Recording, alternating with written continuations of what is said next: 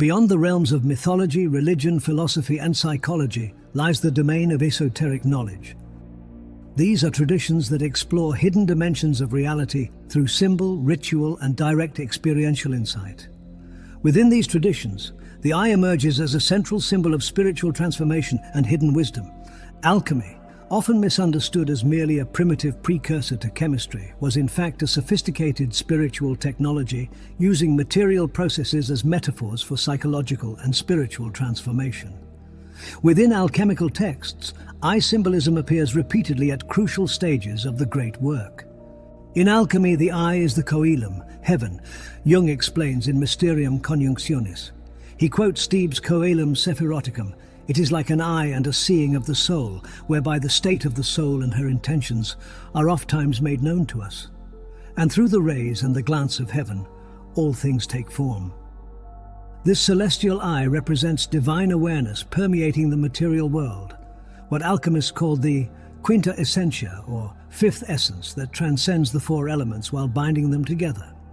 Just as the eye perceives without being what it perceives, this quintessence permeates matter without being material itself. The alchemical opus begins with nigredo, blackening, a dissolution stage often symbolized by a darkened or closed eye, representing the obscuration of ordinary consciousness. The famous alchemical dictum, solve et coagula, dissolve and coagulate, refers to breaking down rigid perceptions before reconstructing a more fluid and integrated awareness. As the work progresses, the practitioners watch for certain visual signs in their material operations, such as color changes, luminous appearances, and crystalline formations. The appearance of multiple small luminous points was particularly significant, described as scintillae, sparks, or oculi piscium, fish's eyes. The scintillae often appear as golden and silver, Jung notes in Mysterium Conjunctionis, and are found in multiple form in the earth. They are then called oculi piscium, fish's eyes. The fish's eyes are frequently mentioned by the authors, probably first by Maurianus Romanus and in the Tractatus Aristotelis, and then by many later ones. These luminous points represented fragments of divine consciousness emerging from matter, what Gnostics called sparks of light imprisoned in darkness. The alchemist's task was to recognize and liberate these sparks, gradually collecting them into the unified gold of enlightened awareness. An alchemical emblem attributed to the philosopher Malus depicts eyes in stars, clouds, water, and earth with the caption, "This stone is under you and near you and above you and around you." This suggests that divine consciousness, symbolized by eyes, exists at all levels of creation, waiting to be recognized by the initiated perception. The English alchemist George Ripley observed that after desiccation of the sea, a substance remains that shines like a fish's eye. According to the alchemist Gerhard Dorn, this shining eye is the sun, which plunges the center of its eye into the heart of man, as if it were the secret of warmth and illumination. This solar eye represents the awakened consciousness that perceives the unity underlying apparent diversity. Just as physical sunlight enables the eye to see objects, this inner light enables spiritual vision to perceive the hidden connections between all things. The fish's eye is always open, Jung notes, like the eye of God, suggesting an unblinking awareness that never sleeps or loses sight of the whole. The culmination of the great work produces the philosopher's stone, often described as containing or producing all colors. Hoggerland calls it the hermaphroditic monster that contains all colors, while other texts use poetic comparisons like iris, the rainbow, or the iris of the eye. The stone's multicolored nature reflects the eye's ability to perceive the entire spectrum, a symbol of comprehensive vision that encompasses all aspects of reality without exclusion or preference. Just as white light contains all colors, the perfected consciousness contains all modes of perception integrated into a single vision. The mysterious fish's eyes of alchemy deserve special attention as they represent a profound understanding of how consciousness operates in both fragmented and unified states. These luminous points appearing in the alchemical vessel symbolize the scattered nature of awareness before integration. Jung connects this symbolism to various traditions. The fish's eyes are tiny soul sparks from which the shining figure of the Filius is put together. They correspond to the particles of light imprisoned in the dark physis, whose reconstitution was one of the chief aims of Gnosticism and Manichaeism. This parallels the Jain concept of the Siddhasila, the realm of liberated souls at the universe's summit. The Loka world is held in the middle of the Aloka void, in the form of the trunk of a man, with Siddhasila at the top, the place where the head should be. This Siddhasila is the abode of the omniscient souls, and may be called the spiritual eye of the universe. The alchemical process mirrors the spiritual journey of fragmented consciousness returning to wholeness. Just as scattered light can be focused through a lens to create concentrated illumination, the scattered eyes or points of awareness can be integrated through spiritual practice into unified vision. He will observe it from day to day, the Mysterium Conjunctionis advises, and note its alterations until his eyes are opened, or, as the alchemists say, until the fish's eyes or the sparks shine in the dark solution. For the eyes of the fish are always open, and therefore must always see, which is why the alchemists used them as a symbol of perpetual attention. This perpetual attention represents the awakened consciousness that remains alert even during sleep, what Eastern traditions call Turiya, or the fourth state beyond waking, dreaming and deep sleep. The always open eyes of the fish symbolize awareness that never loses its luminosity, even in the darkest circumstances. Alchemy thus presents a profound vision of consciousness as both differentiated and unified, a multiplicity that can be gathered into oneness without losing its inherent diversity. The eye serves as the perfect symbol for this paradox, a single organ that perceives infinite variety, a unified awareness that comprehends multitudinous forms. Mandala appears across cultures as a visual technology for transforming consciousness and is organized around a central point surrounded by concentric circles, a universal pattern representing the relationship between the unified center and the differentiated periphery. The pupil corresponds to the central void, Bindu in Hindu traditions, while the iris represents the radiant field of manifestation. Sacred geometry extends this understanding through the Vesika Piscis, or the almond-shaped intersection of two circles, which has the same proportions as the human eye. This shape, known as the mandorla in Christian iconography, often surrounds Christ or saints in religious art, symbolizing the intersection of divine and human realms, which ultimately is the central function of spiritual vision. The triangle, another fundamental geometric symbol, appears in connection with the eye in numerous esoteric traditions. The eye of providence within a triangle combines several layers of meaning. The triangle represents the divine trinity, or the three principles of alchemy, sulfur, mercury and salt, while the eye represents the unified awareness that comprehends these principles.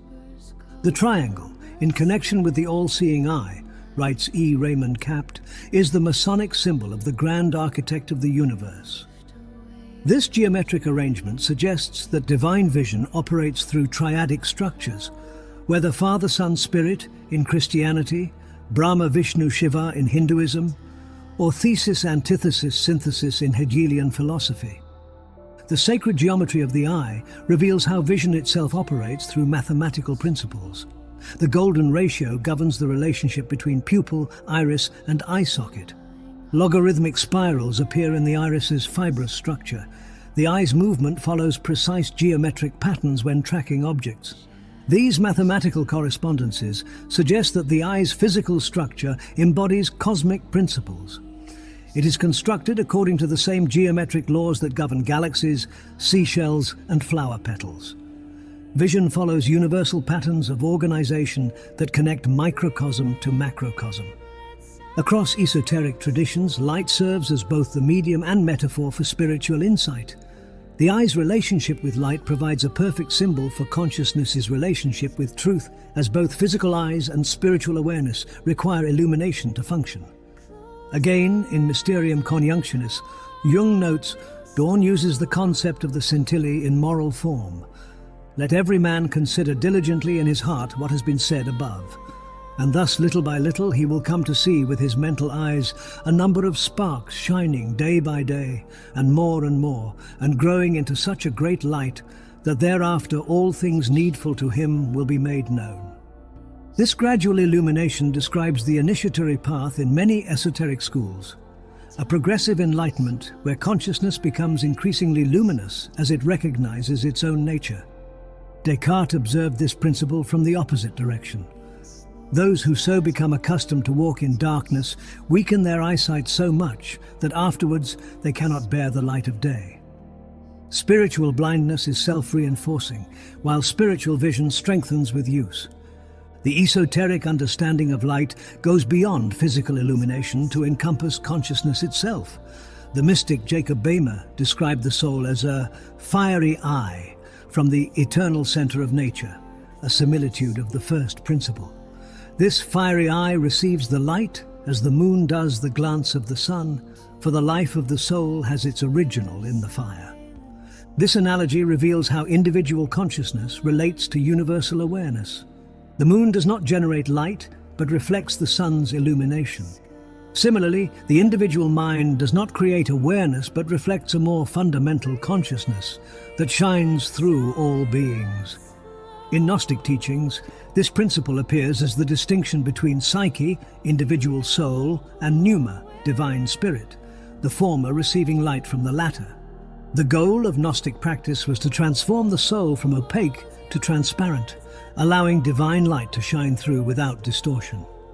The Kabbalah expresses this through the concept of Tzimtzum, God's self-contraction to create space for creation, followed by the breaking of the vessels that scattered divine light throughout existence. The spiritual task involves gathering these scattered sparks through acts of tikkun, repair, precisely mirroring alchemy's collection of the scattered fish's eyes into unified gold. But among the most striking visual phenomena in the alchemical process is the coda pavonis, or peacock's tail, a stage where the material in the vessel displays an iridescent spectrum of colors. This represents the differentiation of unified light into its component frequencies, which is a necessary phase before final integration. The peacock is an attribute of Juno, Jung notes, and one of the cognomens of Iris is Junonia. Just as the Queen Mother or the Mother of the Gods grants renewal, so the peacock annually renews his plumage, and therefore has a relation to all the changes in nature. This connection between the peacock and the goddess Iris, personification of the rainbow, reveals how the spectrum of colors represents the full range of perceptual possibilities. The eye that can perceive this entire spectrum has developed comprehensive vision, which is the ability to recognize the complete range of experience without rejecting any part. De Gubernatis observed, as recorded by Jung in Mysterium Conjunctionis, that the serene and starry sky and the shining sun are peacocks, the deep blue firmament shining with 1,000 brilliant eyes, and the sun rich with the colors of the rainbow, present the appearance of a peacock in all the splendor of its eye-bespangled feathers. This celestial peacock with its 1,000 eyes represents the macrocosmic vision that sees from all perspectives simultaneously, the divine awareness that encompasses all possible viewpoints. The microcosmic equivalent is the awakened human consciousness that has integrated all aspects of the psyche, represented by the peacock's tail unfolding in the alchemical vessel. The peacock's magnificent display combines the eye pattern with iridescent colors, becoming a perfect symbol for the multidimensional awareness that perceives both the unity underlying reality, represented by the eyes, and its spectacular diversity, represented by the colors. This represents spiritual vision at its most comprehensive, neither reducing multiplicity to monotonous unity, nor fragmenting unity into disconnected diversity. In various esoteric systems, the monad represents the primordial unity from which all multiplicity emerges, the metaphysical point that contains all possibilities in potentia. This concept frequently appears with eye symbolism, representing the singular awareness that perceives the entire cosmos. The emblem of the whole man, Jung quotes the Gnostic teacher Monoimos as saying, is the jot or tittle. This one title is the uncompounded, simple, unmixed monad, having its composition from nothing whatsoever, yet composed of many forms, of many parts. That single, undivided jot is the many-faced, thousand-eyed and thousand-named jot of the iota. This thousand-eyed monad represents consciousness in its most fundamental state, before differentiation into subject and object, or observer and observed. It is the emblem of that perfect and invisible man. The Son of the Man is the one iota, the one jot flowing from on high, full and filling all things, containing in himself everything that is in the man, the Father of the Son of Man. The Hermetic tradition conveys this principle through the figure of Hermes Trismegistus, a symbol of divine intellect and visionary knowledge. Hermes is closely associated with illumination, insight, and the eye of the mind. In Hermetic texts, the eye of heaven often refers to the divine intellect, nous, a radiant generative vision that not only perceives reality but participates in its creation. This active mode of seeing reflects the Hermetic idea that consciousness is not passive but creative. Perception is a kind of divine act, shaping the world through the light of awareness. The Neoplatonic philosopher Plotinus described this visionary principle as the One. The One is all things and not a single one of them. The source of all things is not all things. All things are its possession, since in the One they are not yet existent, but each has become. This philosophical concept parallels the esoteric understanding of the divine eye as simultaneously the source of all things and the awareness that perceives them. The pineal gland, the small endocrine gland in the brain, also occupies a special place in esoteric anatomy as the physical location of the third eye or mind's eye. René Descartes identified it as the seat of the soul and the connection point between body and mind. The body, Descartes teaches, is a machine, explains William Turner in his History of Philosophy, so constructed that it carries on its own operations by virtue of the impulse received from the soul, which Descartes locates in the pineal gland. This portion of the brain is selected as the seat of the soul because it is the only part of the cerebral substance which is not double. And it is evident, Descartes observes, that if the organ of the soul were double, we should perceive two objects instead of one. This singularity makes the pineal gland the perfect anatomical correlate to the unifying function of consciousness, namely the capacity to integrate diverse sensory inputs into a unified perception. Modern neuroscience has discovered that the pineal produces melatonin, regulating sleep-wake cycles and responding to light levels, literally functioning as an internalized eye that monitors environmental illumination.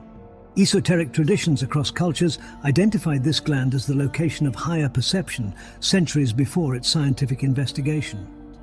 The Hindu tradition locates the Ajna chakra, third eye chakra, at the brow point, describing it as the center where individual consciousness meets universal awareness. Tantric practices focus on activating this center through visualization, mantra, and energy work to awaken dormant perceptual capacities. The Taoist tradition similarly identifies the Upper Dantian, or crystal palace, in this region, describing it as the meeting point of several major energy channels where spiritual vision is developed. Taoist inner alchemy includes specific practices for activating the center, including the heavenly eye meditation, where attention is focused at the midpoint between the eyebrows. These traditions suggest that the physical eyes and the inner eye operate as a complementary system, the former perceiving the external world, the latter perceiving internal states and subtle dimensions of reality.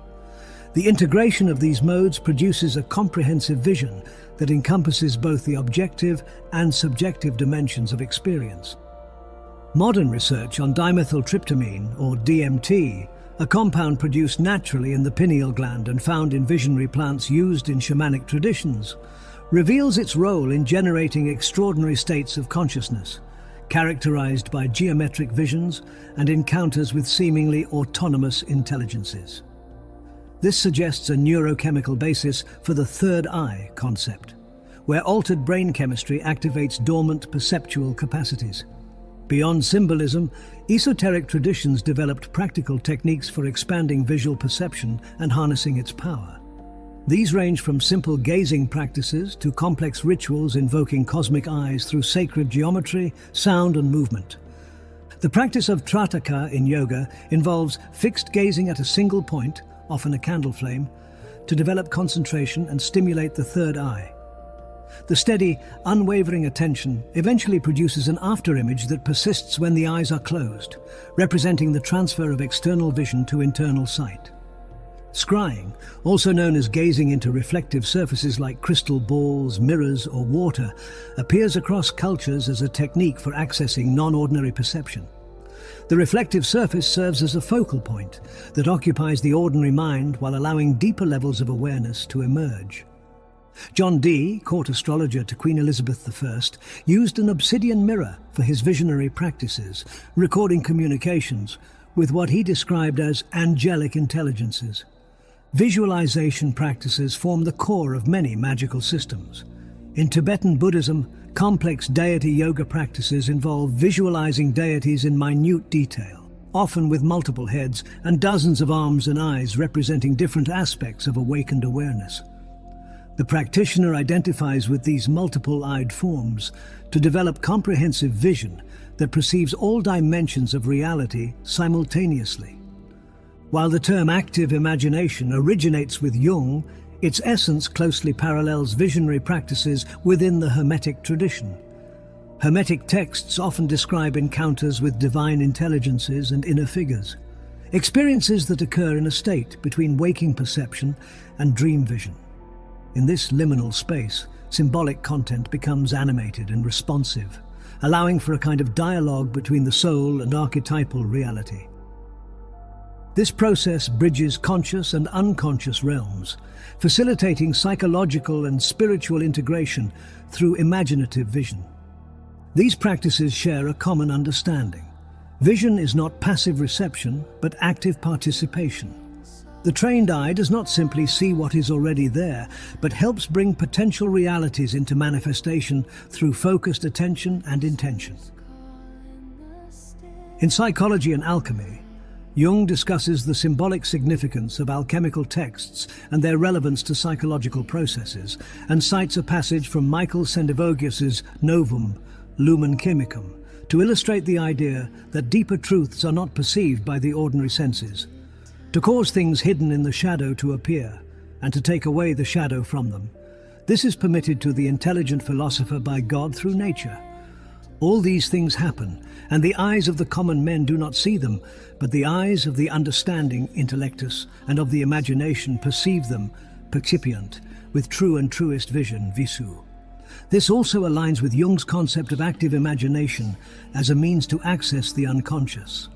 The deepest esoteric understanding of the eye lies in the realization that seeing and being are inseparable, that consciousness is the illuminating presence through which reality is revealed. In this light, vision becomes a metaphor for awareness itself. This insight is echoed in the Kena Upanishad, which describes the Atman or self as the eye of the eye and the ear of the ear, that which does not think by the mind but by which the mind thinks. Here, the eye symbolizes not perception in the sensory sense, but the pure witnessing awareness, the ground of both subject and object. This primordial awareness is not an object that can be seen, but the seeing itself, not a thing that can be known, but the knowing itself.